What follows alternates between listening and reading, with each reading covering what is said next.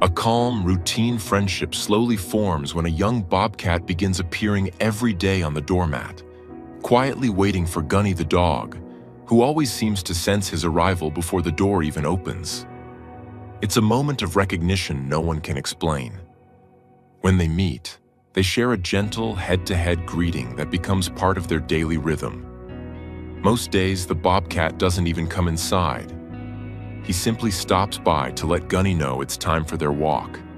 But when the colder days arrive and the bobcat is found waiting at the door and biting wind, the family is forced to make a choice that goes against every rule they've ever known. They open the door and invite the wild bobcat inside. What happened next changes their lives forever.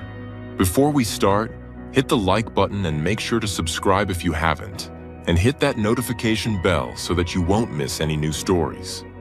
The late October light in Montana has a way of clarifying things, stripping the world of its summer haze and leaving behind a crisp, unforgiving sharpness. It was in this lucid, brittle light that the farmhouse stood, weathered gray and sturdy against the foothills of the Sapphire Mountains. For years, the property had echoed with the chaotic, joyous harmony of two dogs running the fence line, their barks scattering the jays and announcing the morning to the valley. But for the last month, the silence had been deafening. Gunny, a golden retriever mix with a coat the color of dried wheat and eyes that held the milky blue tint of advancing age, lay on the front porch. He was a large dog, broad-chested and noble, but recently he seemed to have shrunk inside his own skin. He rested his chin on his front paws, staring out at the gravel driveway, waiting for a ghost. His companion, a spirited border collie named Tess, had passed away just as the aspens were turning gold. Her absence was a physical weight in the house. Martha and Elias, the retired couple who had stewarded this land for 30 years, moved around Gunny with hushed voices, offering him extra pieces of bacon and soft scratches behind the ears. But nothing seemed to lift the heavy veil of mourning that had settled over him. "He didn't eat his breakfast again," Martha said, standing at the kitchen window, drying a ceramic plate with a dish towel. Her voice was tight with worry. Elias looked up from his newspaper, adjusting his spectacles. "He misses her, Marty. Animals grieve just like we do. Sometimes deeper, I think, because they don't have the words to let it out. It's heartbreaking, Elias. He just lies there. He doesn't even want to walk the perimeter anymore. That was his favorite thing." Elias sighed, folding the paper. "Give him time. Nature has a way of filling the voids, eventually."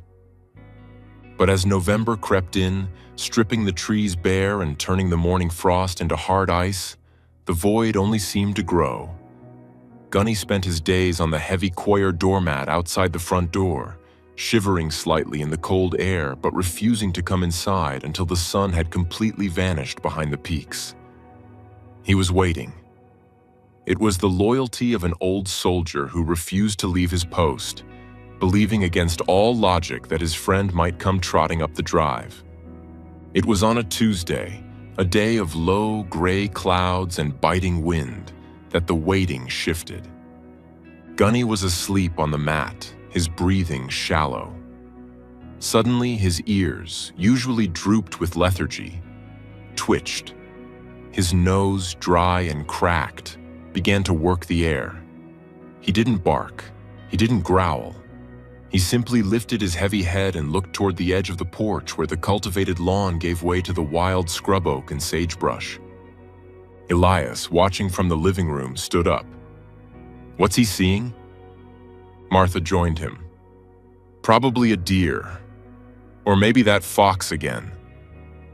But it wasn't a deer.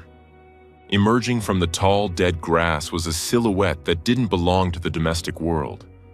It moved with a fluid, liquid grace, shoulders rolling like oil in water.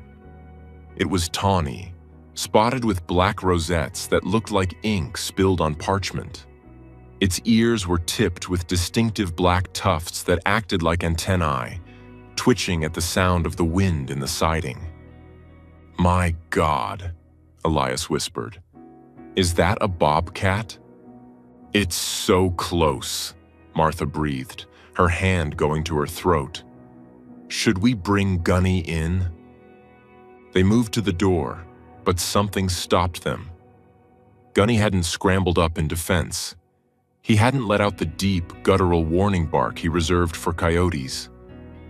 Instead, the old dog pulled himself up to a sitting position, his tail giving a slow, tentative thump against the floorboards.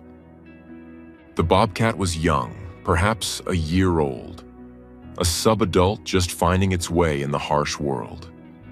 It was thin, its ribs showing faintly through its winter coat, suggesting a struggle to secure territory or food. It paused at the bottom of the porch steps, amber eyes locked onto the dog. For a long minute, neither animal moved. The ancient, grieving dog and the young, wild predator existed in a suspended tableau. Then, with a casualness that defied every instinct of survival, the bobcat sat down. It wrapped its tail around its paws and simply watched. Gunny let out a long sigh, laid his head back down on his paws, and closed his eyes. But he didn't sleep. He remained alert, companionable. The bobcat stayed for 10 minutes, then vanished as silently as smoke. "Did you see that?" Martha asked, her voice trembling. "I saw it," Elias said. "I don't think Gunny was scared. I think he was lonely." In the world of wildlife rehabilitation, there is a term known as habituation, when an animal loses its fear of humans or other species due to repeated exposure. Usually, it is viewed with caution, a precursor to conflict. But what began to unfold on the porch of the farmhouse was not a careless habituation. It was a negotiation of souls. The next day, the bobcat returned. This time, Gunny sensed him before he even cleared the tree line. The dog stood up, his tail wagging with a vigor Martha hadn't seen in months. He paced the length of the porch, whining softly. When the bobcat appeared, he didn't stop at the bottom of the stairs. He flowed up the wooden steps, silent as a shadow. He was a beautiful specimen, despite his thinness. His ruff was thick, framing a face that held an expression of intense, intelligent curiosity. He stopped 3 feet from Gunny. Gunny lowered his head, a submissive, welcoming gesture. The bobcat stretched his neck forward. In a moment that made Elias gasp from behind the window glass, the wild cat bumped his forehead against the dog's muzzle. A head bonk. In the language of cats, both domestic and wild, it is a greeting of immense trust, a mixing of sense, a declaration of family. "I can't believe it," Elias whispered. "He's greeting him like a house cat." From that day on, the routine was set in stone. The bobcat, whom Elias started calling Link, because he was the missing link to Gunny's happiness, would arrive at 8 a.m. sharp. He would wait on the mat. If Gunny was inside, Link would peer through the sidelight window, his golden eyes searching the hallway until the humans opened the heavy oak door to let the dog out. They never let Gunny out unsupervised, of course. Elias would stand on the porch, coffee in hand, watching. But the supervision proved unnecessary. Link had no interest in the chickens in the back coop or the barn cats that hid in the hayloft. He was there for the dog. Sometimes Link wouldn't even stay. He would trot up, exchange the head bump, rub his cheek along Gunny's flank, and then turn toward the woods, looking back over his shoulder. "He wants to walk," Martha realized one morning. "Look at him, he's waiting." Elias grabbed the leather leash from the hook. "Well, Gunny needs the exercise." The first time they walked together was a surreal procession. Link took the lead, trotting 10 paces ahead, his short tail twitching. He acted as a scout, stopping to investigate rustles in the brush, his ears swiveling like radar dishes. If the coast was clear, he would look back at Gunny and Elias, signaling them to continue. Gunny, attached to Elias by the leash, walked with a spring in his step that had been missing for half a year. He watched the cat with adoration. If Link stopped to scratch a tree or mark a scent post, Gunny would wait patiently, respectfully sniffing the spot after the cat moved on. They moved through the snowy woods like a strange primordial pack. The man, the dog, and the wild cat. One afternoon, as they walked near the boundary of the property, a neighbor, old Mr. Henderson, drove by in his truck. He slowed to a crawl, staring at the trio. He rolled down the window, his face pale. "Elias," he hissed, "you got a bobcat trailing you?" "I know, Jim," Elias called back calmly. "He's with us." Jim Henderson shook his head, looking at the cat, who had sat down in the snow and was grooming a paw, completely unbothered by the idling truck. "That there looks like the cat from the Miller place over the ridge. They raised a litter of orphans last spring. Released them back in August. I heard one of them kept trying to get back into their barn. The puzzle pieces clicked into place. Link wasn't purely wild in the sense of never having known kindness. He was a creature of two worlds, born of the forest, but touched by human hands. He had been released to be free, but his heart sought the companionship he had known in his infancy. He had been looking for a family, and in the grieving, gentle soul of Gunny, he had found the perfect anchor. As December deepened, the temperatures in the valley plummeted. The wind howled down from the jagged peaks, carrying ice crystals that stung the skin. The days grew short, the light fading by 4 in the afternoon. It was during a particularly brutal blizzard that the boundaries finally dissolved. The wind chill was 20 below zero. The snow was piling up against the door in drifts 3 feet high. Gunny was restless, pacing the living room, whining at the door. "He can't go out in this, Gunny," Martha soothed him. "Link is smart. He's probably hunkered down in a hollow log somewhere safe." But Gunny wouldn't settle. He went to the window and barked, a sharp, demanding sound. Elias turned on the porch light. The yellow beam cut through the swirling white chaos. There, curled into a tight ball on the frozen doormat, completely covered in a layer of snow, was Link. He wasn't moving. "Oh dear God," Martha cried. Elias didn't hesitate. He unlocked the door and threw it open. The wind ripped into the hallway, scattering mail across the floor. Hey, buddy!" The mound of snow stirred. Link lifted his head, his eyes squinted against the gale. He looked miserable. His fur was matted with ice, and he was shivering so violently his teeth were chattering, a sound audible even over the wind. "Come on," Elias urged, stepping back. "Get in here." Usually, a wild animal will panic at the threshold of a human home. The smells, cleaning chemicals, cooked food, artificial heat are overwhelming.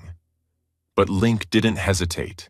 He stood up, shook the snow from his coat, and walked straight past Elias, brushing against the man's legs as he went. He walked into the living room, spotted Gunny, and collapsed on the rug in front of the fireplace. Gunny immediately went to work. He began to lick the melting snow from the cat's face, his heavy tail thumping a steady rhythm on the floor.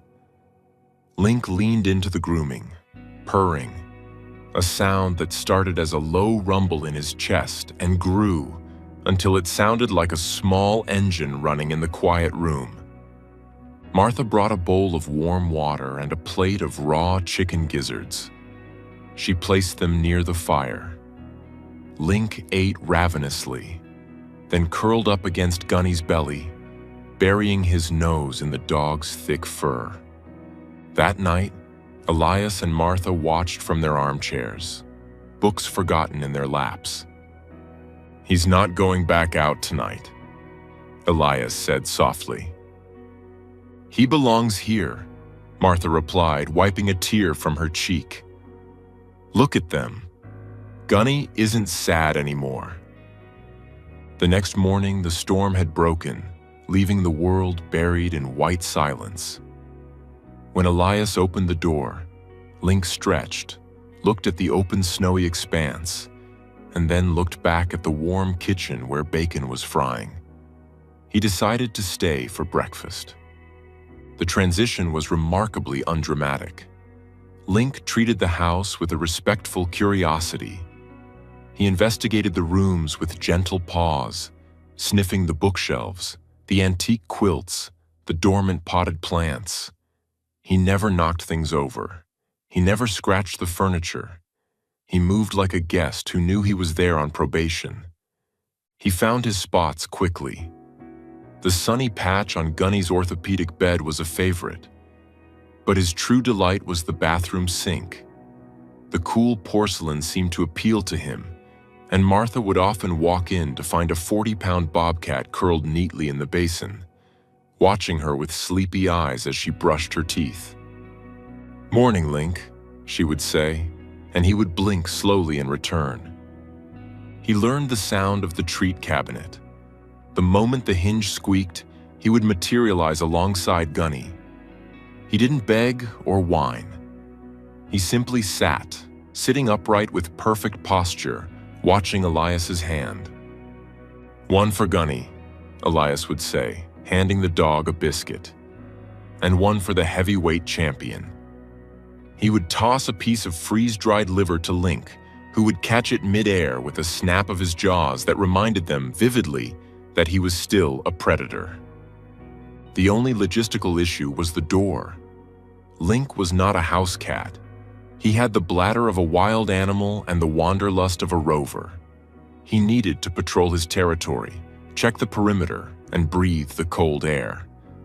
This meant Elias was playing doorman 20 times a day.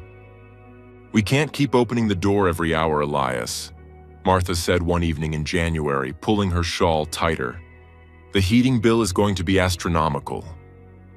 "He needs to go out, Marty. He gets restless." "I know. That's why we need a solution." The solution arrived in a package from the hardware store. An extra-large, heavy-duty pet door designed for large breeds. Elias spent a Saturday afternoon cutting a hole in the back door beside the mudroom. He installed the flap, a sturdy piece of clear plastic with a magnetic seal against the drafts. Teaching Gunny was easy. A smear of peanut butter on the flap did the trick. Teaching Link was a different matter. He was suspicious of the mechanism. He would sit outside, staring at the plastic, batting it with a paw but refusing to push his head through. It was Gunny who showed him. The dog, sensing his friend's confusion, went out, stood on the other side, and poked his head back in, holding the flap open with his shoulders. He barked softly.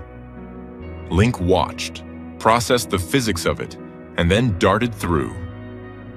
Freedom. With the installation of the door, Link's life achieved a perfect balance. He was free to roam the night, hunting mice in the barn or patrolling the creek bed for voles. But he always had a sanctuary. One evening, Elias was sitting on the porch watching the sunset. The air was turning purple over the mountains. He heard the familiar thwack-thwack of the pet door. Link trotted out, followed closely by Gunny. The bobcat didn't run off into the woods immediately. He stopped at the edge of the porch, sat down, and looked back at the house. He looked at Elias, then at Gunny. He let out a strange sound, not a meow, but a chortle, a bird-like trill that bobcats make to their kittens. He walked back to Elias and rubbed his cheek against the man's denim leg. It was a heavy, muscular pressure. "You're welcome, buddy," Elias whispered, reaching down to scratch the thick fur behind the cat's tufted ears. Link leaned into the hand, eyes closing. He had come for the dog. He had been drawn to the canine spirit that offered no judgment, only acceptance. But he had stayed for the family. He had found a pack that defied biology. Winter melted into a wet green spring. The valley exploded with wildflowers, arrowleaf balsam root and lupine painting the hillsides in yellow and purple. With the warmer weather, Link spent more time outside. The call of the wild was stronger when the prey was abundant and the days were long. Sometimes he would be gone for 2 days at a time, and the old anxiety would creep back into Martha's heart. "Do you think he's gone for good?" she would ask. "No," Elias would assure her, though he felt the worry too. He knows where home is. And he always returned. He would appear at twilight, smelling of pine sap and earth, tired and content. He would drink deeply from the water bowl he shared with Gunny, then collapse on the rug, stretching his limbs out until he looked twice his size. Gunny, too, had changed. The depression that had threatened to consume him the previous autumn was gone. He was still an old dog, his joints stiff in the mornings, his muzzle now entirely white. But his eyes were bright. He had a purpose. He was the anchor for a wild soul. One afternoon in late May, a visitor arrived. It was the county game warden, a tall man named Miller, driving a green truck with the state emblem on the door. Elias walked out to meet him, his heart hammering slightly. Technically, keeping a bobcat wasn't exactly standard procedure. "Afternoon, Elias," Miller said, tipping his hat. "Afternoon, Sheriff. Can I help you?" "Got a call from a hiker. Said they saw a bobcat entering your house. Said it looked like it lived there." Elias took a deep breath. "He comes and goes. He's not a pet exactly. He's a friend of the dog." Miller raised an eyebrow. "A friend of the dog?" At that moment, the front door bumped open. Gunny limped out onto the porch, blinking in the sunlight. And right beside him, shoulder to shoulder, walked Link. The bobcat saw the stranger and froze, his muscles bunching. But he didn't run. He looked at Gunny, who was wagging his tail at the warden, and relaxed. Link sat down, wrapped his tail around his paws, and yawned, revealing a set of teeth that could crush bone. The warden stared. He took off his hat and scratched his head.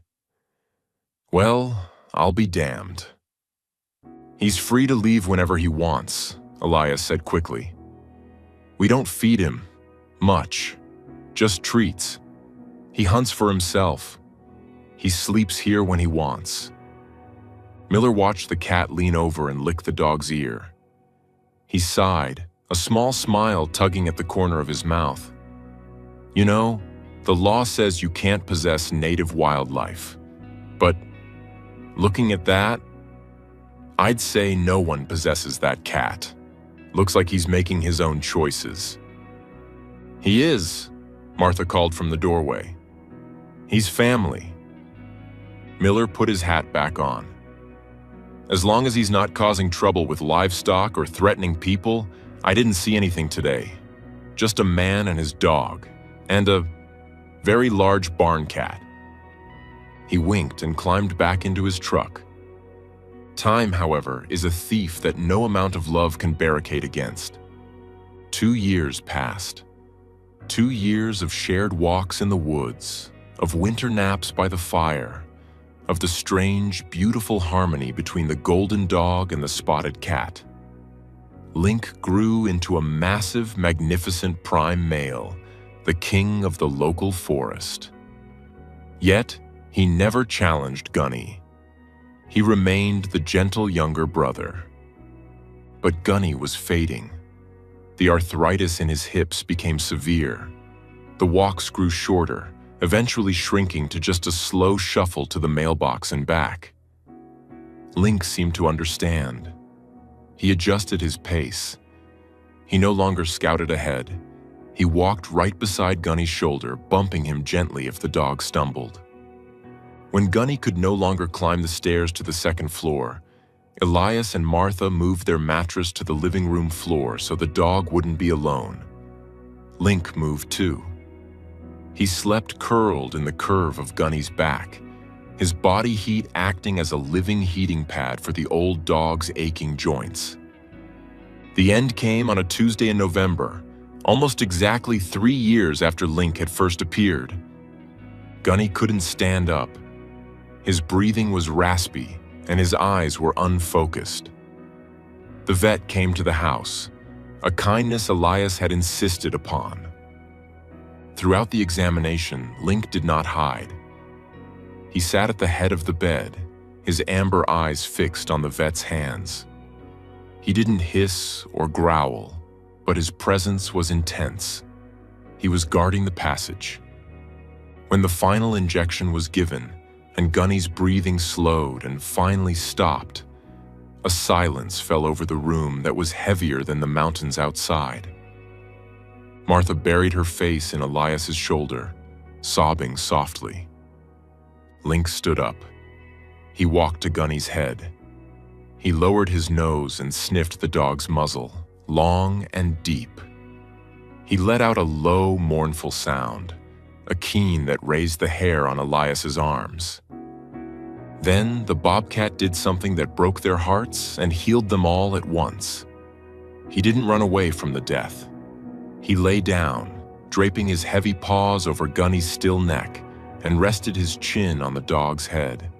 He stayed there for hours, keeping vigil, refusing to let his friend travel into the dark alone. They buried Gunny under the old oak tree where he and Tess used to play.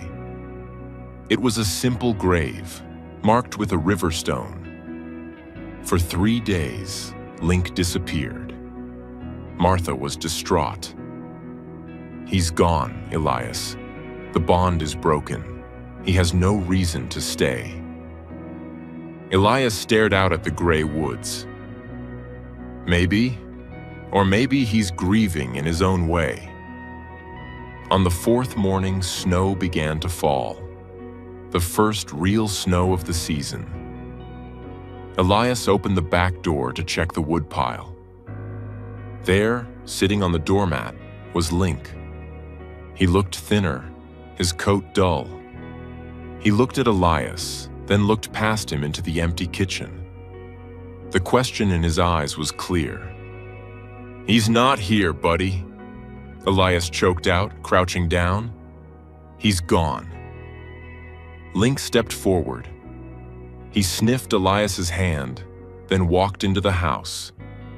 He went to the spot where Gunny's bed used to be. He sniffed the floorboards. Then he went to the hearth, to the rug where they had spent so many nights. He circled 3 times and lay down. He stayed. He didn't stay every night. The wild called to him more often now, but he remained a part of the household. He became Elias and Martha's companion. When Elias went to get the mail, a large spotted shape would emerge from the brush to walk him down the driveway. When Martha worked in the garden, Link would lie on the retaining wall, watching the bees, a silent, fierce guardian. He was no longer just Gunny's friend. He was the keeper of the memory. Years later, when Link finally grew too old for the harsh winters and passed away in his sleep on that same rug, Elias buried him next to Gunny. They say in the valley that if you walk past the old farmhouse in the twilight of late autumn, when the wind strips the leaves and the frost settles on the grass, you can sometimes see them. Not ghosts exactly, but shadows. A large lumbering dog and